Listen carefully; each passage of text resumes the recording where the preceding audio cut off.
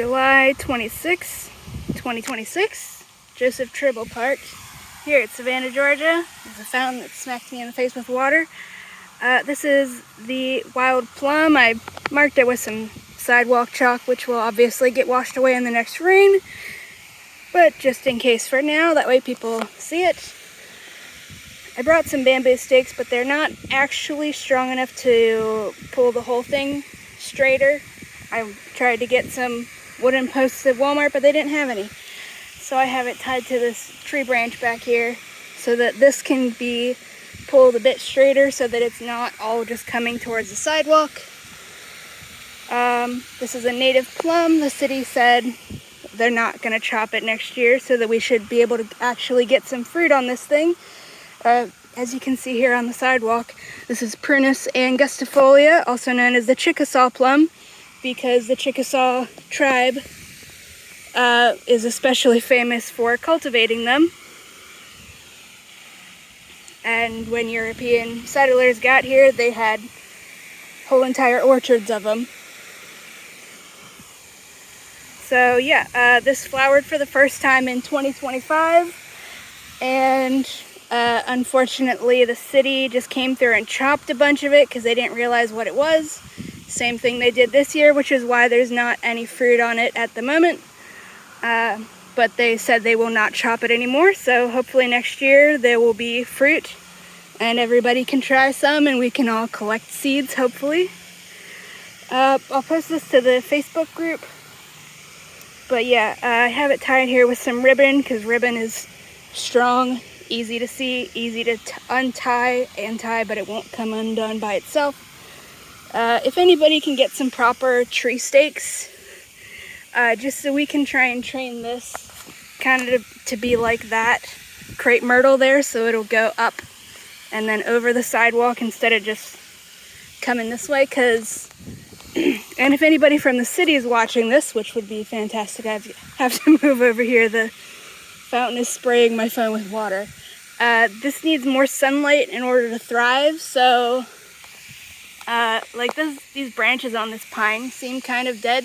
Like maybe if we could just get somebody in here, just chop a few of these branches just so this spot has some more sunlight, that would be awesome. This is a really rare these days native plant, especially if you're in a city, because they can't really grow in full shade like a lot of other trees and stuff. They have to have some sunlight. So if we can get this one thriving, then over in the future pollinator habitat over there that's going to go in the field, I think we could definitely hopefully get some more of these over there where they can have all the sun they need. And just so people can see, I brought some wood chips with me on my bicycle and I'm hanging off my handlebar. This is also the same wild plum. They naturally form little thickets, which is provides cover for quail. I have seen one quail here in Savannah, but that was it. But that's because they don't have as much cover. So this provides food and shelter for the wildlife. So you can see the trunk used to be pretty sizable, but it got chopped. So this is what's regrowing from it.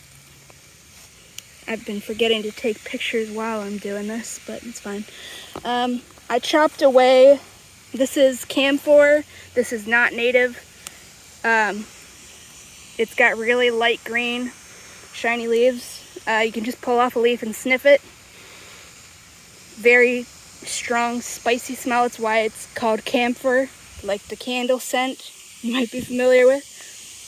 But if all the stems of this plum could get protected, although maybe this one here is in a really inconvenient spot because it's right here against the sidewalk. So, but preferably if this could not be chopped down, if instead could just be kind of trained to go that way a bit and then go up and then go over the sidewalk for shade. Here's this one here too. You can maybe see the little ants running around. But yeah, there might be more popping up. I think that's something else. But yeah, this plum tree, it's called angustiolia, the scientific name, and that means small, narrow leaves. You can see my thumb, and the leaves aren't bigger than smaller than my thumb, and my hands are pretty small. So I meant to bring a ruler, but I forgot to do that. I might have a quarter in my pocket. Nope, I took the quarter out. What do I got?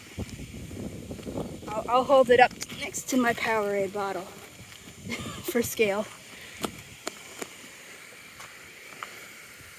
So here's the leaves next to Powerade for scale. They can get a bit bigger than this if they've got as much sunlight as they want, but like not that big. They'll always stay small, I think. Yeah, so I got the big main stem here, I say, tied to this branch because it's strong enough just so it's lifted a little bit more straighter. This one here is tied to this pole. Might not work very well. And then this pole here is definitely not strong enough. The dirt's also really hard, so it was hard to put these in. But this is just to prop this one up a little bit. If anybody's ever familiar with like training trees into shapes, as long as we can get some nice stout poles, we can turn this into whatever shape we want. Preferably it would be shaped like the crepe myrtle there, just so it's going up and then outward. Maybe we could get some side branches going so people can easily reach the fruit. The fruit on here is edible raw. Apparently it tastes really good. Haven't been able to try any yet, unfortunately. But yeah, Prunus angustiolia, native wild plum, provides shelter for lots of animals. Probably we might not have quail right here next to the path because that's a lot of people. But if we can get some, like over at the edges of the forest and stuff, just have a little thicket out in the field maybe, yeah, we might see some surprising stuff coming on. Okay, so somebody else managed to get this into the ground. This is a little plant marker I brought the other day, but I could not get it into the ground, so I just had it sitting on a branch. So thank you whoever managed to get it into the ground. You are much stronger than I am. Can't think of anything else to say besides this flowers in, I think it was either February or March. And then the fruit ripens around July or so. Preferably we can get some wider something to prop these up. Maybe like some grafting tape, which I'm gonna go find just so we're not damaging the trunks in any way. But I think the main reason they were being chopped is because we don't want them blocking the sidewalk for anybody. So the main priority is just get it a little straighter so people can walk by without getting smacked in the face, getting tangled with it, anything like that. This species does not have any thorns or anything, so it's totally fine to touch it. You don't have to worry about getting stabbed by anything. Yeah. So, also, if you find any more of these in like the Southside Savannah area, please let me know, because I've been looking for them. I want to grow some from seed at my house, and I haven't been able to find any fruits yet, because, well, this one got chopped like while it was flowering. But yeah, so in summary, awesome native plum provides food for people and animals, habitat for animals, and preferably if we can get some of these dead pine tree branches, just some of these branches up here, if the city would be able to do that, just so that this gets some more sunlight, that would be awesome. Like maybe just those branches right there, just so it can get some more sunlight. And then when this one starts fruiting properly in 2027, when it hopefully won't get chopped again and no other random disasters, we can get some growing over there in the pollinator habitat.